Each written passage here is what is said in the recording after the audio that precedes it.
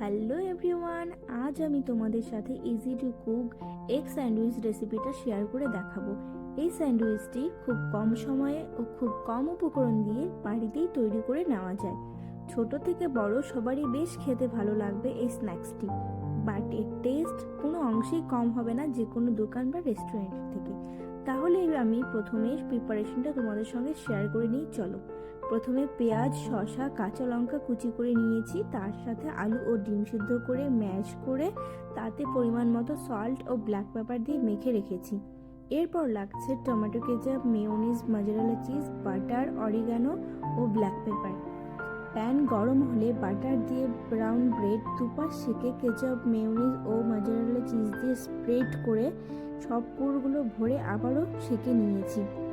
আমি সময় কম লাগবে জন্য এসব একসঙ্গে ম্যারিনেট করে রাখিনি, চাইলে তোমরা করে রাখতেই পারো। সার্ভ করার পর তোমরা বলো এই easy to cook egg sandwich রেসিপিটা কেমন হয়েছে। তোমরা কারা কারা বাড়িতে বানিয়েছো আর কার কার ভালো লেগেছে অবশ্যই কমেন্ট করে জানিও।